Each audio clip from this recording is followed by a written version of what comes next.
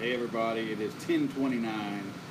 I am waiting for 10:30 to hit on the dot. We can kick this thing off in like, I don't know, half a minute early just to make sure we catch this stream at the right time. I don't want any of you guys to come in here at 10:30 and not see us here. So,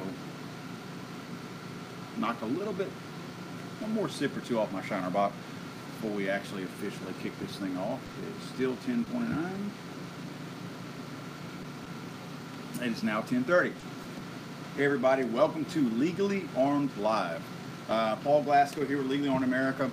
We are in the Temple of Boom, a little bit different setting. We've sat up over there probably 2-3 weeks in a row. Sat up over here at my desk last week and here on the couch this week. So trying to mix it up a little bit, not make it so boring to you guys. I know it's spending your Friday night with me is not the most exciting thing in the world, so if I mix it up a little bit, maybe that'll keep things a little bit fresh, if you know what I mean. Got a bunch of stuff I want to go over tonight. I'll just read the things that I'm going to go over tonight with you guys. By the way, this is how I'm monitoring everything. I'm trying to monitor the messages that you guys, the comments and things like that you might be putting up here. Wow, already got questions. No, Gilbert, I have not checked out the DTS gun store Moss Bluff, and I missed the rest of your message. I do apologize. I will check that later on. Guys, I can go in and scroll these messages a little bit later on, what you guys are saying. Figured this out last week or the week before. Once the live stream is over with, I can go back and kind of scroll through and look at everything. So please comment if I miss it while we're live here, because we are at 10:31 p.m. Central Standard Time on, what is it, August the 18th, Friday.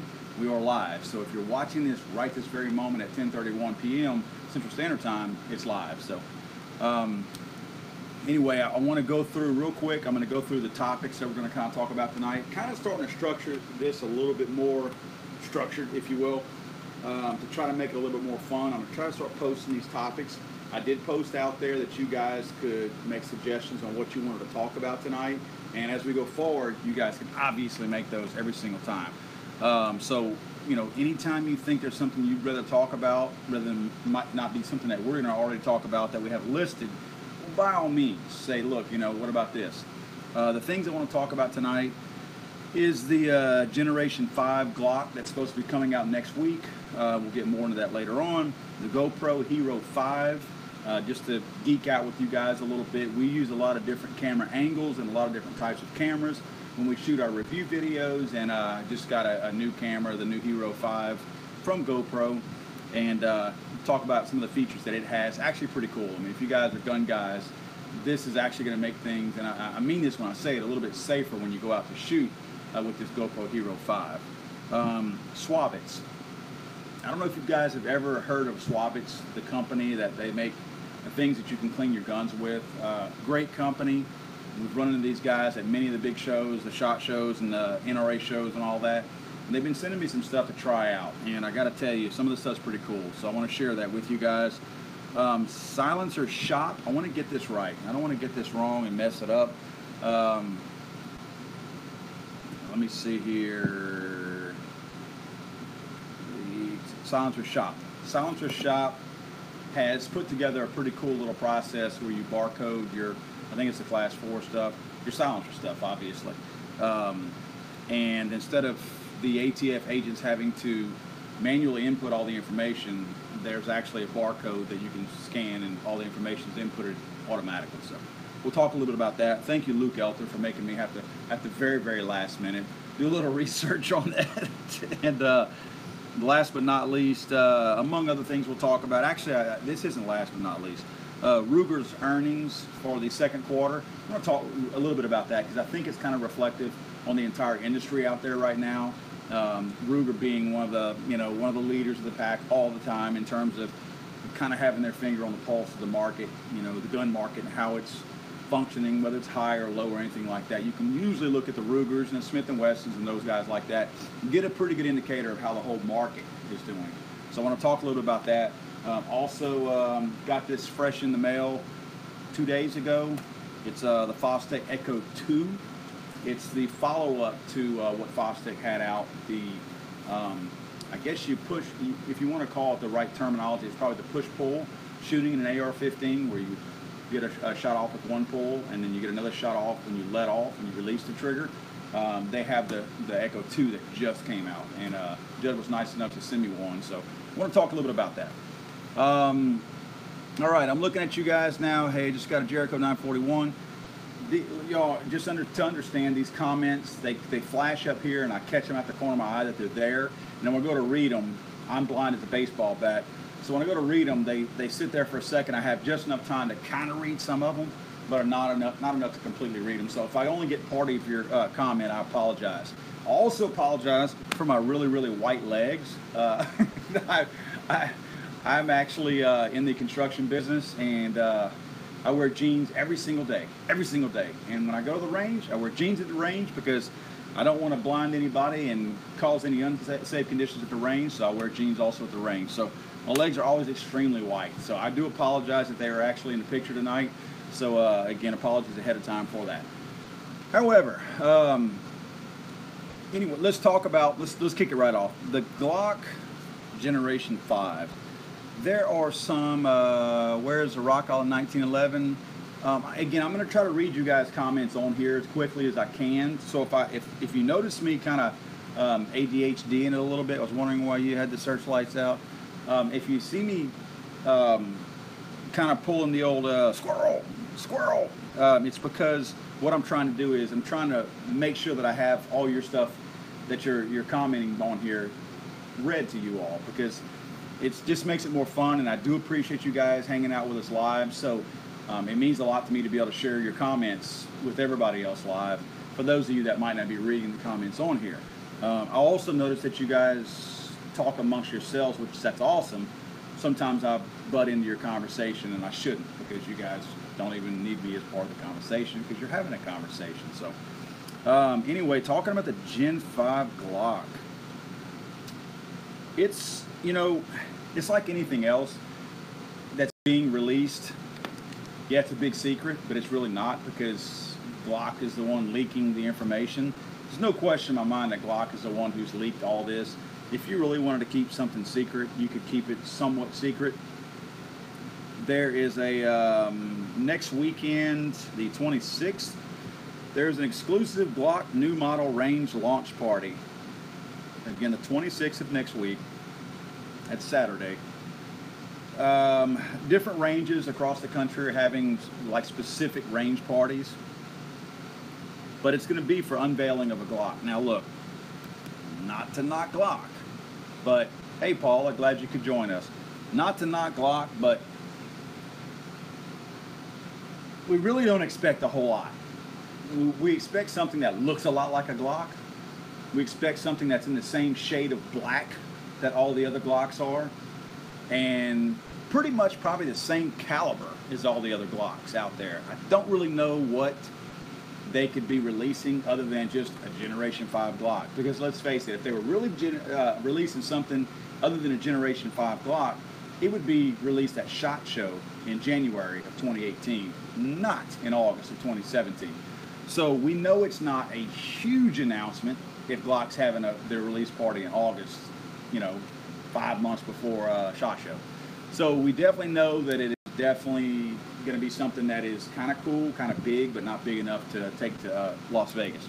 So with that being said, Generation 5, you know, my biggest thing is I've actually been doing a lot of searching online, trying to find someone, and I can't find, I don't know why I'm looking at this, I can't find anyone that has any, chatted with Glock Rep 2 hours ago, he wouldn't say much, read the fine print, it says new model. I missed the last of what you said. Hey Paul, gee, it's Dave from Guns For You. Hey, what's going on, Dave from Guns For You? Dave, is that your gun shop, or is that your channel on YouTube? Totally unexcited about Glock's release. Hey man, to each his own, you know. I will tell you this, I have plenty of Glocks in here, but I'm not a quote Glock guy.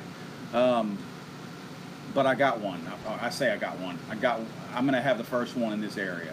So, and I'm not bragging, I'm just saying I will have one. So hopefully if the launch party is next Saturday for Glock, hopefully, and this makes sense, I guess logistically, I should have one for next Friday night's show when we actually do this live stream next Friday night. So channel on YouTube. Okay, gotcha. I'm going to subscribe to your channel and comment again. I'm going to email you about budget gun. Okay, cool. Got you. Yeah, one of you guys emailed me earlier about budget guns, and I was you did notice that I commented and said, can you legally purchase a gun? You never know. You know, doing what we do, we get approached with some questions sometimes, and some people that are trying to trap us with some stupid things to try to get us to say the wrong thing. Somebody emailed me my personal Paul at Legally on, I say personal, my Paul at Legally on America email. One of you guys did, and was asking about a budget gun and things like that. Sometimes I'm really skeptical because if I don't know the person, we're always trying to get set up by someone that's trying to trap us into saying something stupid or something wrong, or hey, yeah, I got one I can sell you, you know, send me a box and I'll mail it to you, that kind of stuff. So if you ever email me and you get kind of standoffish questions, that's why, because I do have a tendency to ask some questions to fill you out first to make sure that you're a legitimate gun guy. Anyway, the Glock 5, I should have one next Friday night. So if you guys are, you know, do me the favor coming back here next Friday night, hopefully we can talk about one. I know some of you guys are not excited about it. You know, like I said, to each his own. It's just, it is news, you know. The Generation 5, you know, the whole Generation 1, 2, 3, 4, that whole deal, when you look at them all together, there's such minute changes. You know, the grip is the only real thing that I've noticed or had any real appeal to, one way or the other, as far as what's really changing. Do you accept Super Chat? Not yet, because I don't know enough about Super Chat. I've actually been approached on YouTube about that, and I don't know what it is. I don't know what the worth of it is. About time they come with metal sights. Okay, so metal sights. That is one of the things that I did hear, that the Generation 5 was supposed to have metal sights. That is going to be a plus, that's for sure, but what are they going to do to the grip this time? You know what I mean? Are there going to be finger grooves? Is it going to be smooth again on the front? Are they going to have different stippling on the sides now? You know, what's going to be the big thing because the grip is the only major change that they do every single time. So, I mean, it's one of those kind of deals where how many times can you reshape a grip on a pistol and then call it a new generation? So, it's one of those kind of things where, yeah, I'm excited because it is gun news, but I'm like, been there, seen that, but I do like the reliability of Glocks. I can't deny that. So it's going to be cool. And I'm excited to get my hands on the first one in this area. Thank you to Richard over at Gator Guns in Sulphur. He's going to be the one getting me that gun. So, I mean, I'm looking forward to that. Sometime next week I'll get my hands on it. And I'll be the guy that leaks the pictures out before I guess you're supposed to or whatnot. But again, definitely next Friday night. I hope to have my hands on that next Friday night. I want to mention real quick, we did a video with 3 of the local gun stores in the Lake Charles Sulphur area this past week. As you all know, all the stuff that was going on about the 6-hour P320 accidentally firing, accidental discharge from being dropped, or us performing our own test where we hit it on the back side of it. That's been a pretty good video that we did, so we kind of took it a step farther. I wanted to know what the gun stores, what those guys were hearing, what kind of feedback are they getting from their customers? You know, are their customers pissed off? You know, are they pissed off? You know, as the gun managers and the gun store owners, you know, are they mad?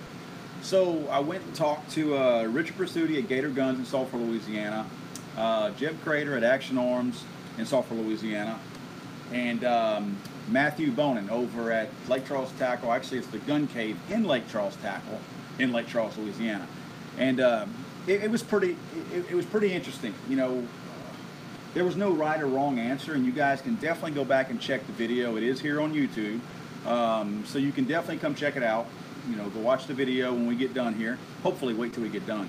But check the video out. It's very, very interesting to hear 3 different gun shops, their different take, the different types of feedback that they're getting from their, you know, their customers, how they felt towards the whole thing.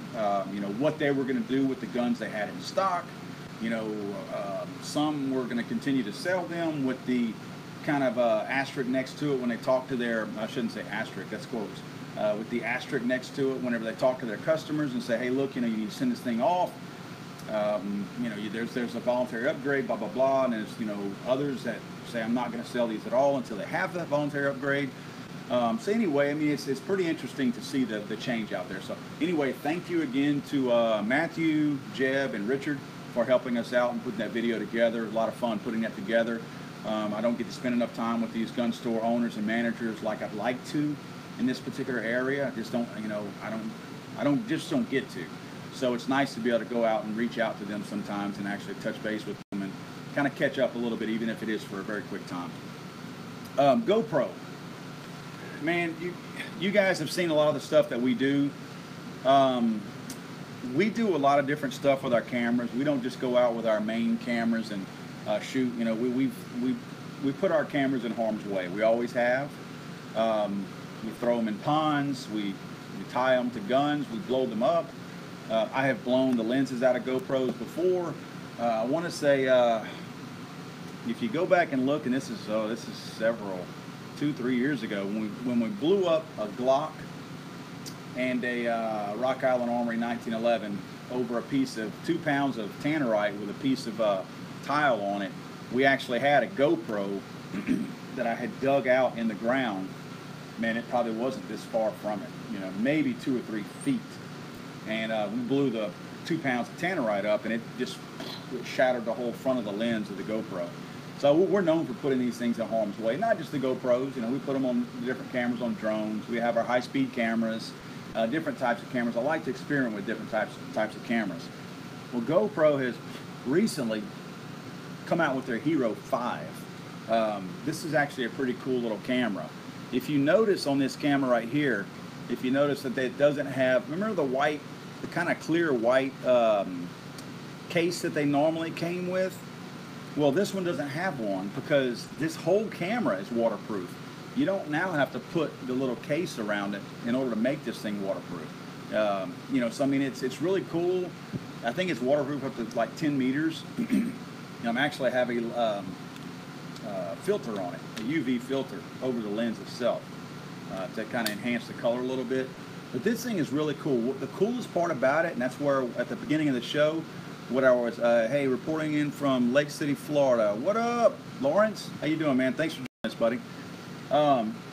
These things right here are pretty cool because they're voice activated, and that's where I think from a gun kind of guy, you know, you guys out there, this is kind of cool, man. You put this thing, you know, like what we do is we'll put one facing back at us, and obviously, you know, you'd much rather this than your $3,000 camera getting all beat up.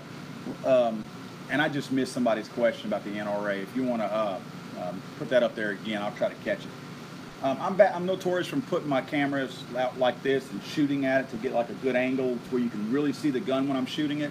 Cool thing about this, with it being voice activated, I can, excuse me, I can put it on a tripod and then tell it, GoPro, start filming, and the thing will start filming, and you can tell it to stop filming. So I don't have to run over there. First of all, I have to look at the display to see if the thing's still on. I don't have to go hit the button. I don't have to do any of that. You'll actually notice that it wakes up and that it starts filming. And while you're filming, this is kind of a cool feature. I'm not big into pictures and stuff like that, but you can definitely do some pretty cool stuff with it. If you're filming, right in the middle of filming, if you think you've got a pretty cool shot or something like that, if you're like a selfie person, it doesn't have to be a picture of you. Maybe, you know, you're taking a picture, some video of elephants breaching or something like that. You can say when the elephant, did I say elephant? I meant whale. Whale's breaching. I don't think elephants breach. If you've got a whale breaching and you're filming it like this and the thing breaches and it comes up out of the air, you can say really quickly, GoPro, take a picture. I have to get the right command, but GoPro, take a picture, and while you're filming, it would actually snap a still shot, high resolution still shot, and continue filming, not even stop filming. I think that's cool. You know, the technology has really come a long way. You know, the app ties it directly to your GoPro also. So any of you guys out there that like taking, you know, gun videos of you shooting your guns and maybe reviews, some of the stuff like what we do, and I encourage you guys to do it. Look, we're all about everybody else doing it. You know, I love to see everybody else's videos. I watch a lot of videos. I'm not a TV watcher. I watch what you guys do out on YouTube. And I don't mean the big name guys. I prefer to watch what the average guys out there doing on YouTube, because it's a lot more fun to watch the average guy shooting his stuff, because it's a lot less produced. You know what I mean? It's a little bit more, I don't know, it just feels a little bit better to watch that kind of stuff. It just seems like it's a lot more genuine, if you will. So yeah, man, yes, that is a Dimebag, excuse me, Dimebag Darrell guitar. Not officially, it's not signed by him, but that is a model Dimebag Darrell guitar. So anyway, the GoPro, check it out, man, if you get a chance to. I'm not getting any money from these guys, so I mean, this isn't a sponsorship spot. I wish I was, but just really, really cool. I like this thing, and you know, definitely check it out if you get a chance. And if you learn any new tricks or anything like that about it, man, let me know, because I'm all about that. Swab-its, this is kind of cool, man. These guys right here, Swab-its, if you've never seen them, I'll let you get a good picture of their package there. Hey Paul, check out paintball vids and how they are done. Lawrence, I will do that. These are pretty cool. What these guys have done here at Swab-its, and let me bust their package open here. First of all, they're very nice people. I like to frequent companies that are good people. You get an a-hole out there, I'm not spending money with you. I don't care how good your product is. I'm probably going to avoid you and look for your competition. These guys are nice people. This is one of the rods here that you can use to, if you notice, I guess that looks like an upside down cross, but this thing here is pretty cool. You can actually clean your AR-15 or your M4, everything all inside the chamber area, around the bolt and everything like that with these guys. The coolest thing about these Swab-its that I like is they're kind of, and you know what, I know I'm going to screw it all up. I forget what her name is at Swab-its. She gets so mad at me. Hear me try to explain this, because I jack it all up. But it's made out of kind of like a proprietary foam that they have. Cool thing about it, this foam is washable. So, you know, you clean this thing, you clean your rifle several times, or each time you clean it if you want. Throw this thing in the washing machine, throw it in the dishwasher. Whatever you want to do. These things are very much reusable. As long as you're not tearing the foam, you can continue to use these things time and time again. So check them out. I mean, this is just, you know, some of the things that they offer, but they have a full line. Yeah, here you go, on the back of it. It says, finally a star chamber cleaner that works. Also provides superior cleaning for AK, AKM, and similar rifle gas tubes. Excuse me, reusable, lint-free foam. Clean 360 degrees to the chamber, handles functions as easy as empty chamber indicator, washable with degreasing soap and water or mineral spirits. I mean, and that's pretty cool. I mean, something specific to that. There's tons of other things that they offer. You see right here, they got their bore wipes, gun tips, bore whips, bore sticks, a lot of cool stuff. A lot of cool stuff that they offer. This is not a paid advertisement either. This is just a product that some of these guys just send us some really cool stuff when they have stuff, and I like to talk about it. If it's good stuff, what I'll do is they'll send me enough of it where I can use it, and I'll work my way through it and use the stuff and see how good or bad it is. And you know, I don't like bringing anybody down. I don't like ragging on anybody. So if their stuff's garbage, I don't even talk about it. In other words, I don't bring them on and say, these things are garbage, don't mess with them. So if somebody sends me something, and I guess for anybody out there that might be watching that has sent me something, if I don't talk about it, it's because I don't think it's that great, and I'd rather not tear your stuff down. But if I do talk about it, it's because I think it's pretty cool. And I do think these are pretty cool. So I'm going to take it as a sip of my beer. You guys do the same if you don't mind. If you don't drink, no problem. Grab you some water. Okay. This is actually pretty interesting right here. And I am learning as I go on this, because I just found out about this tonight. Luke Elter is a friend of mine. Works for the police department here in town. Actually, I think he's in Turkey right now. I don't know, Luke, if you're watching or not, but Luke is actually, I'm probably not even supposed to say that. I don't know what I'm supposed to say, but he is working, let's just say out of town right now is where he's working. But this is pretty interesting, man. Headline, breaking, silencer shop, Form 4 barcode / NFA wait times. This is what I could have used about 13 months ago whenever I sent in a whole handful of my suppressor. paperwork. With support from Dead Air Armament and Gemtech, Silencer Shop created software that digitizes all ATF Form 4 information into a single barcode. Instead of NFA inspectors having to manually enter everything on a physical Form 4 into their database, now a simple scan of the barcode ingests the information instantly. Today we got news that the system was approved by the ATF and goes into effect immediately. Now, just so some wise ass doesn't get mad because I'm not giving them props on their website that I'm reading off of, this is from thetruthaboutguns.com, thetruthaboutguns.com, so don't whine to me that I'm not giving you props. I do appreciate your content, and that's why I'm reading from it, so there you go. Bottom line, the new norm for Form 4 wait times, if your Form 4 has a Silencer Shop barcode, more on this later, should be in the 3 to 4 week range. At this point, the delay will no longer be at the ATF, but at the FBI, which processes the fingerprints and background check.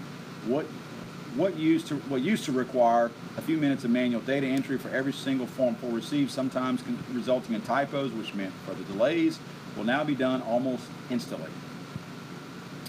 Let's see here. Let me get a little further down here. Some of this other stuff is just blah, blah, blah stuff.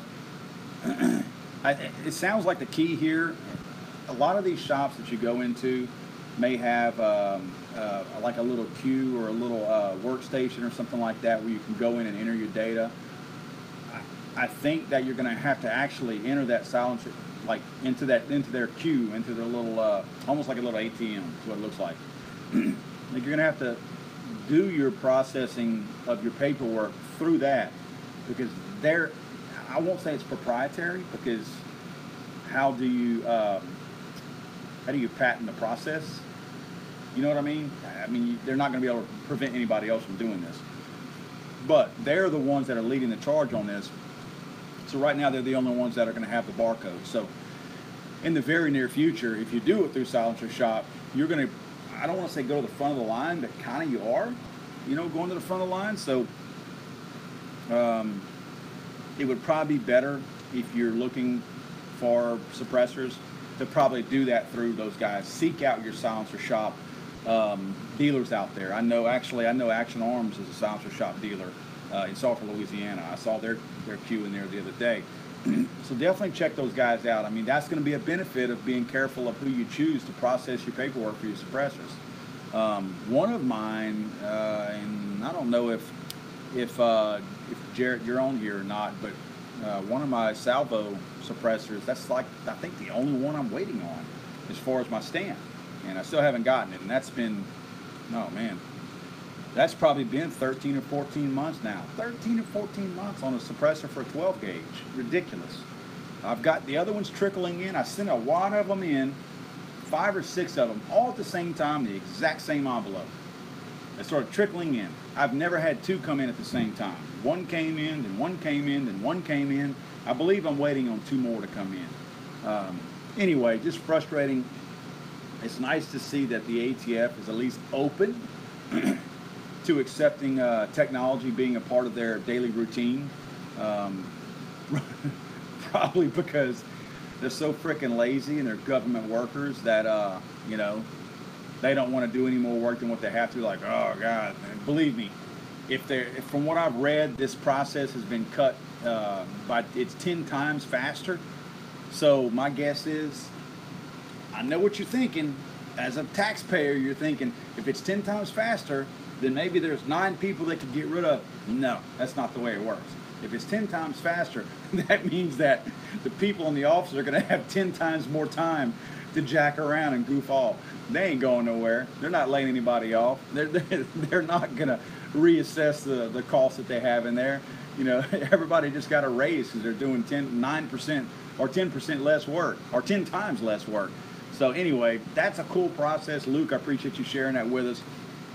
I think that's pretty cool. You know, I will definitely be checking out, you know, my friends over there at Action Arms, Jared and Jeb, to get my suppressors. And you know, now I'll do it.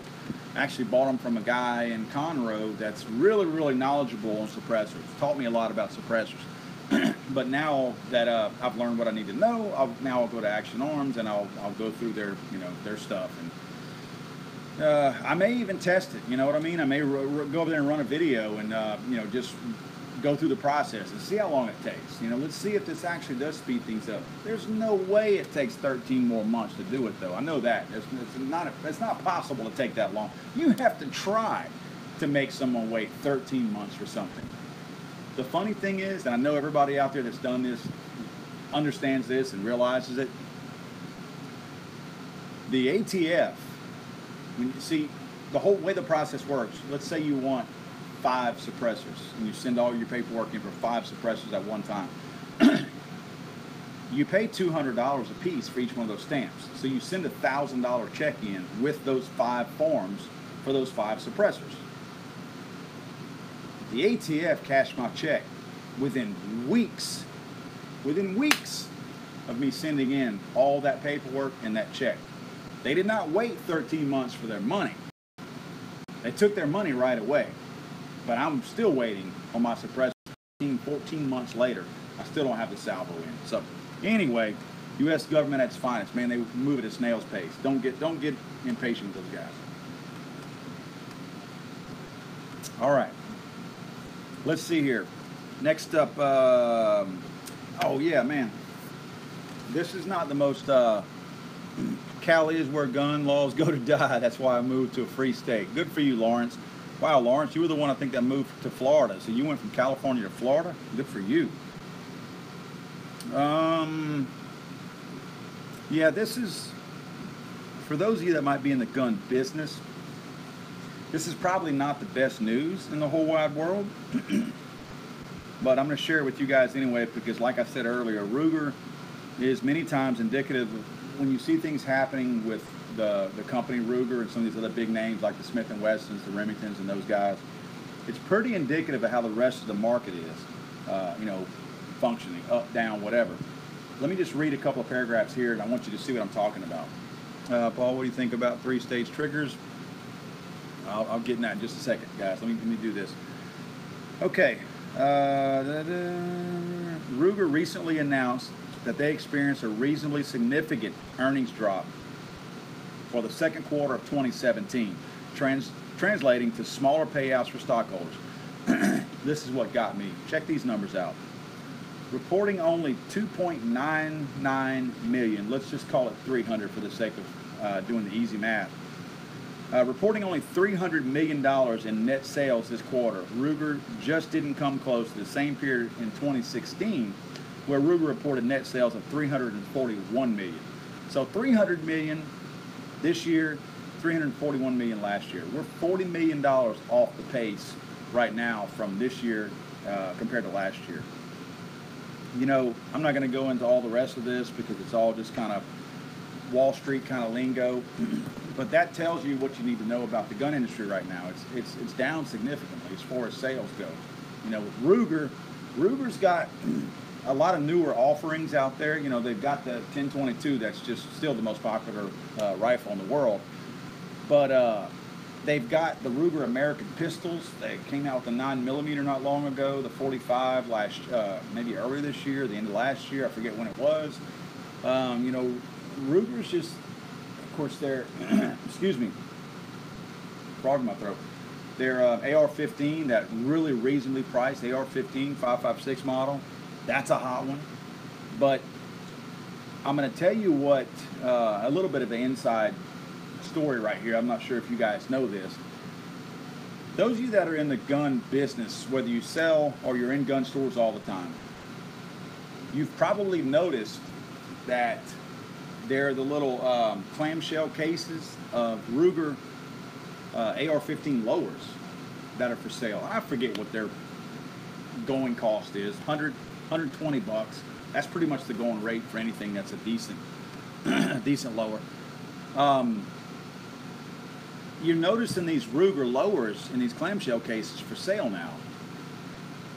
That's not what their intended purpose was. Ruger originally, when Hillary Clinton looked like everyone thought, you got to admit, not many of you out there thought Trump was actually going to win the election. It was gift wrap for Hillary Clinton. Well, everybody in the gun community thought the same thing. You know, we go to all these big shows and talk to all these gun companies, and man, look, We were at a gun show last year in Kansas City the week before the election, and it was just overwhelming. Everybody was like, what are we going to do? You know, how are we going to deal with Hillary being president? I mean, everybody was sold on it. Now, granted, everybody made up their mind who they were going to vote for. Everyone there was voting for Trump. It wasn't like they were giving up on Trump. They were still supporting him and they were going to vote for him. But everybody had this feeling, this overwhelming feeling that Hillary was going to win the election. Well, Ruger was one of those companies that had that feeling. Ruger never sold AR-15 lowers by themselves before. They never did. Go back and check it. They never did. In fact, just up until recently, in the last year or so, they didn't even make an AR-15. So they're kind of new to the market on these AR-15s. All of a sudden, you're seeing them everywhere. It's because they made so many of those. They produced tons of those lowers because they had every intention of building the full rifle, selling that rifle. Once Hillary won, within a 6-month period of time, they might have sold 25,000 AR-15s. And I'm using that number as an example. I don't know what the numbers are. So nevertheless, once Donald Trump won the election, well then obviously there's not going to be a rush on guns, definitely not AR-15s, because Hillary was going to be the one that was going to try to reinstate the, quote, assault weapons ban. So AR-15s were the first thing that she was going to go after. That's why Ruger kind of put so much money into that. So now Ruger's sitting here faced with having all these AR-15 lowers that they had already built, and all they needed to do was finish assembling the AR-15. Now they've got all these lowers out there. So they scrambled, they scrambled around. They got their packaging together, got their clamshell packaging, all their artwork together, and put a AR-15 lower out there for sale. That's why you see that. It's a hell of a lot easier and a lot cheaper for them to take that lower, package it, and sell it out there than it is for them to try to finish building that entire rifle and then sit on that rifle somewhere. I don't know, I forget what they're selling for. $500-600, $700. I forget what the Ruger AR-15 was going for. So those were going to sit in a storage room or in probably a distributor or something like that for a very, very long period of time. So they could move these lowers a whole lot quicker and a whole lot easier than they could an entire rifle. And that's kind of the way the market is right now. These rifles are not moving. Gun shops are selling, in the teens in AR-15s right now. They're not selling a bunch of AR-15s, and that's the ones that are selling AR-15s. So anyway, with Ruger kind of announcing that their earnings, their second quarter earnings are that far down, not real surprised. You kind of saw it coming. I will say this, a Republican president has never been good for the gun community in terms of sales. But a Republican president has always been good for the gun community in terms of legislation. So my whole thing is, I don't know how wrapped up you want to get into your politics, but we got what we needed to get out of Trump. We got Neil Gorsuch in there. We got a Supreme Court justice that's going to help us protect the Second Amendment. Now if we can get that wicked old bat in there to kick the bucket, we can get another one in there. And if we can get if we can get Trump to nominate, or not nominate, to actually put in there a second Supreme Court justice, we're set. Most likely in your and my lifetime, we're set. So I'm not going to say that I don't care who wins the next election as president if Trump can get a second Supreme Court justice in there. But I'm not real concerned with it, because as long as we have the Supreme Court how we need it, the worst that a person like Hillary Clinton can do is the same old stuff that Barack Obama did and pass these stupid executive orders that don't mean anything and everybody just ignores them. So, yes, I think we're in a bad place right now as far as the industry goes in terms of making money. But as far as being protected, the Second Amendment is protected right now. It's intact and it's going to be good to go. So, got to kind of take the good with the bad. Again, I'm not voting Democrat. Don't get me wrong. That's not going to happen. But if we lose the next election, life goes on, because we do have our constitutional rights protected based on the Supreme Court and not being so lopsided with those liberals being able to, blow the Second Amendment and get it all messed up. Let's talk a little bit about the Fostech Echo 2 now, the trigger. And I'm not trying to be rude. Every time it seems like I talk to you guys, I get a frog in my throat. Yeah, Ginsburg. That's her. That's the old hag. I swear she died about 3 years ago. She looks like death warmed over. Every now and then she moves, and I'm like, she didn't die. I mean, it's incredible to look at this crazy-ass old lady, and you're like, are you kidding me? She's still moving. She's still breathing. I know people are putting a mirror under her to make sure that the mirror fogs up because she's an ailment. You know, you look at her and you're like, are you kidding me? You're still breathing. You know, I don't wish anything bad on anybody, but I'm not going to lose a whole lot of sleep when that old crazy-ass woman dies. Okay, the Fostech Echo 2. You'll notice something remarkably different about the Echo 2 trigger package. It's missing the bolt carrier. The first one, the Echo 1, if you want to call it that. The Echo 1, it had a bolt carrier in there. Now, I want to back up a little bit because I don't want to bash anybody. Why Fostech Franklin V3 is better in my opinion. Lawrence, that's your opinion. But I'm going to explain to you why. Be careful with that. There's some history behind this type of trigger. And the history is not with Franklin. And technically, it's not with Fostech, but it's more tied to Fostech than it is with Franklin. Let me explain to you what I mean. There's a man in Alaska who designed this type of trigger.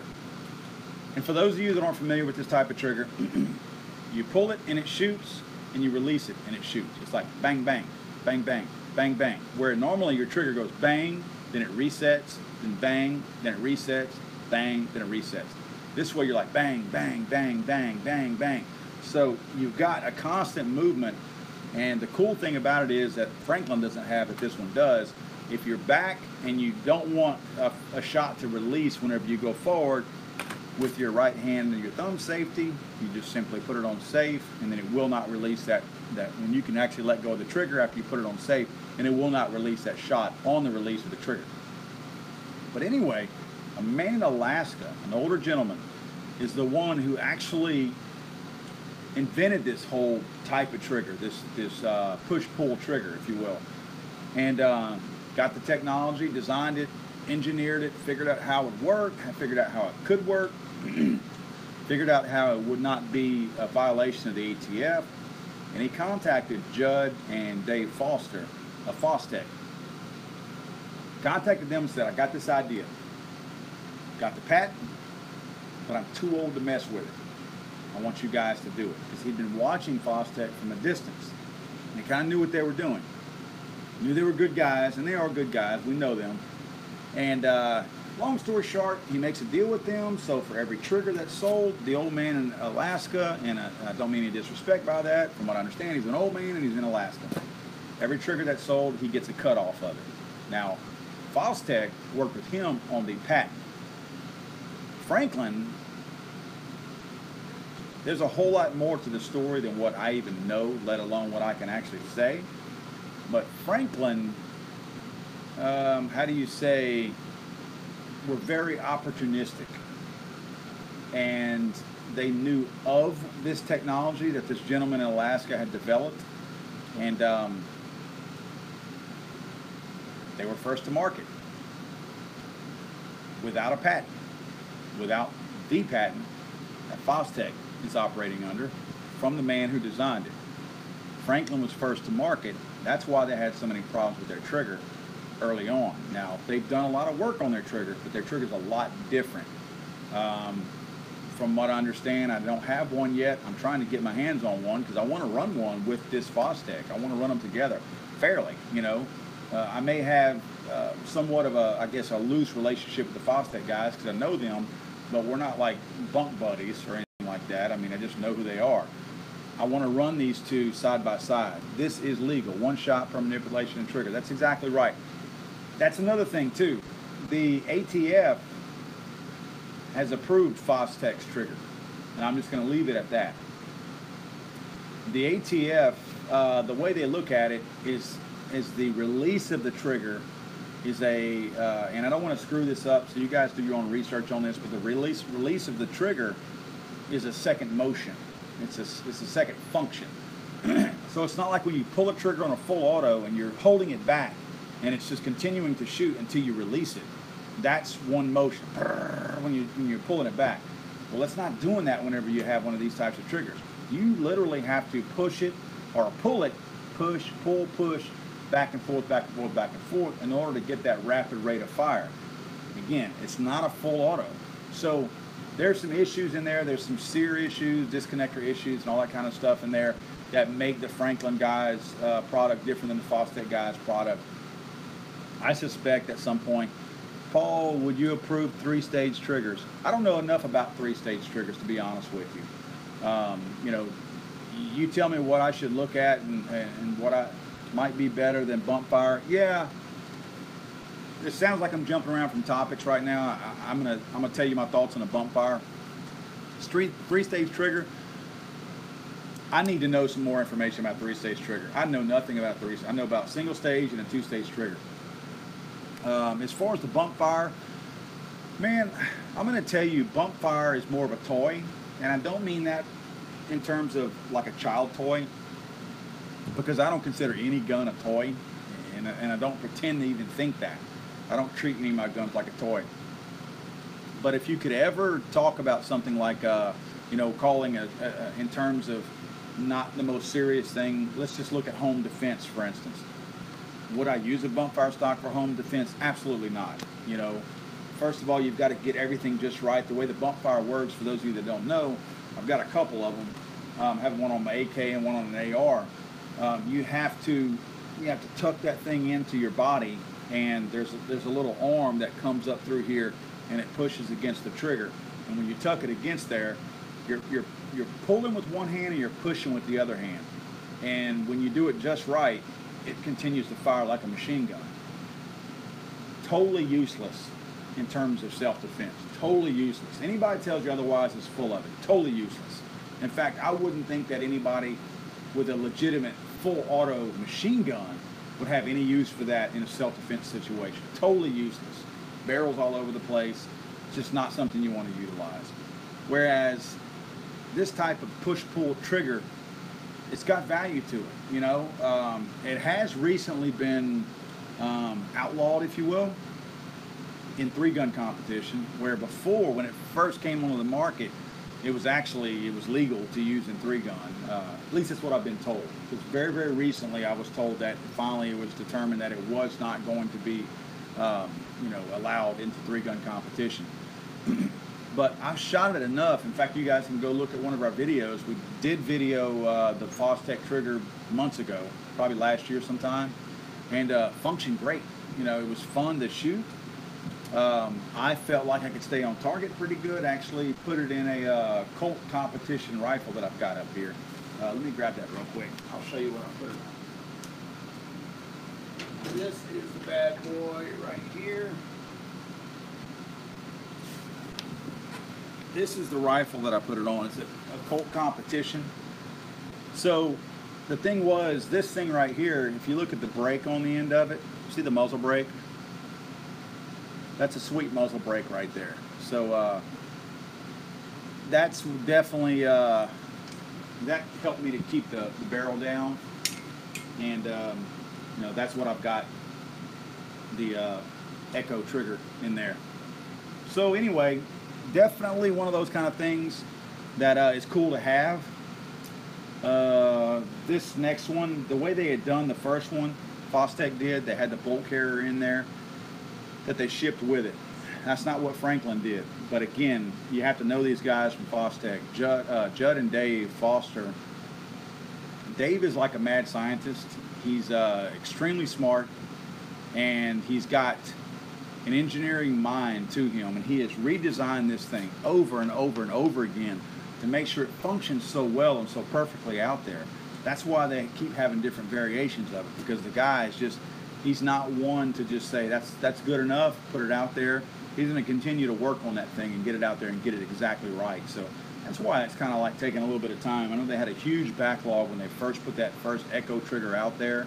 I think they've caught up to now, but this is going to be, I don't know what the price is on this. I know that first one was around $400 or $500, I believe. I know this one's not going to be as much because they're not shipping it with the bolt carrier now. So anyway, check them out. You know, get a chance, and check Franklin out too. I mean, I'm not trying to tell you Franklin's junk. Quite frankly, I've never had one. I mean, I'm trying to get those guys to send me one right now, so I can run them side by side. Let's just open it up to you guys with the questions out here. Anything you guys have. I'm going to kind of take all your questions now if I can. Sip on the last bit of my beer that I have here. We've got about 10 minutes left. Let's spend the last 10 minutes. I'll take you guys' questions. So what's this here about the Echo trigger shoe being short? How short is it?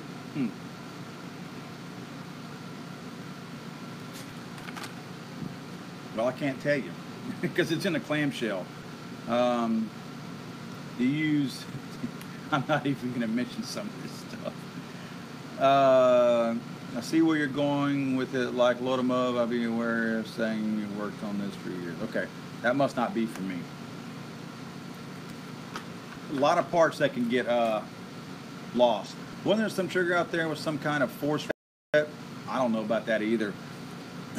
A lot of these triggers, guys, if it's not considered and deemed totally legit and embraced by the industry, I don't touch them because I don't want to get caught with one of these things that the ATF hasn't given approval to.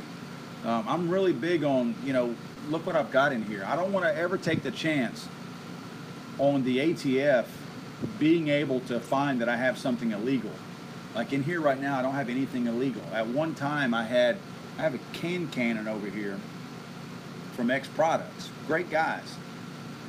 Well, the ATF let these guys put the cannon out. Then all of a sudden, they decided that there was something that they didn't like inside of it based on how the baffles were and how the gases were distributed on the inside of the can part of it. So they deemed the thing illegal. Well, if you had it affixed to a lower, which I don't, it's just hanging on the wall now. If you had it affixed to a lower, you had an illegal weapon. Well, I don't want the ATF kicking my door in and finding that I have an illegal weapon and deciding that all of a sudden I'm a felon now and I shouldn't be able to own any weapons, because then all this goes away. So I'm really careful about what I embrace as far as being, hey, this is the next cool thing. If it's on the borderline of being something that the ATF would or would not approve, I'm gonna wait it out. I want to sit on the sideline and wait and see until the ATF gives its full approval to it before I'm gonna dive in with both feet and say, yeah, that's what I want, one of those. So I do take my time on stuff like that. So the other trigger that someone mentioned, I don't even know what that is, because apparently either it's something that's very new, or it's something that never caught on, and it would have been anything that I would have messed with. Let's see here. A bunch of you guys are in here tonight. I appreciate you guys hanging out with us tonight. I enjoy this. It's pretty cool. I mean, I appreciate you guys hanging out with us. I see Han Solo was here with us again tonight. I knew you didn't die in that last movie, but I appreciate you hanging out. I think you've been with us probably every single week, Han, so thank you for hanging out with us again. I'm sure there's some other people in there that I recognize. Let's see here, guys. Let's do a roll call here. We must have another one of those little jackasses in here. I see Jarrett, you're sitting here talking about one of the trolls in here. Hey guys, if we get trolls in here, I ain't moderating. Have at them. Eat them up. Gobble them up. Let them have it. Because I'm not going to say that you're being too mean on them. There's no reason for anybody to come in here if it's not something that they want to be a part of. Let's do a roll call real quick, guys, if you don't mind. I'm just curious where everybody's at. It sounds like we've got, last week and several weeks before that, we've had California on here, and we've got Florida on here tonight.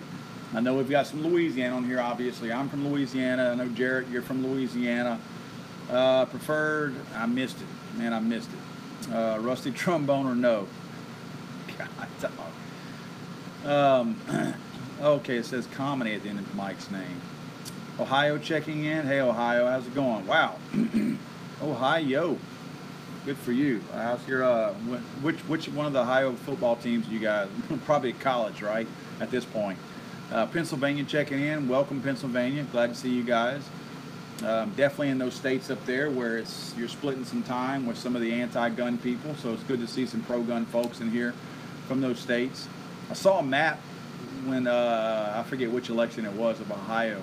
It was incredible to see. Washington D.C. Wow, Nick. Welcome, Nick, from Washington, D.C. I know you don't have a gun with you. Not right now. Florida, of course. So we're Ohio, Pennsylvania, D.C., Florida, Louisiana. Sounds like we're missing the Midwest right now. Paul, your thoughts on a 458 SOCOM AR pistol? Oof, I wouldn't want to shoot it. But I don't know, I'd want to shoulder it, to be honest with you.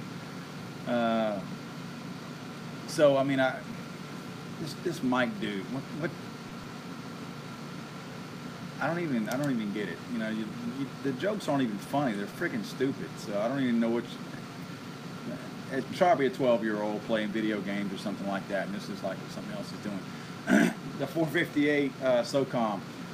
It's actually a fun gun to shoot. I've shot one, but in a pistol, you know, AR pistol.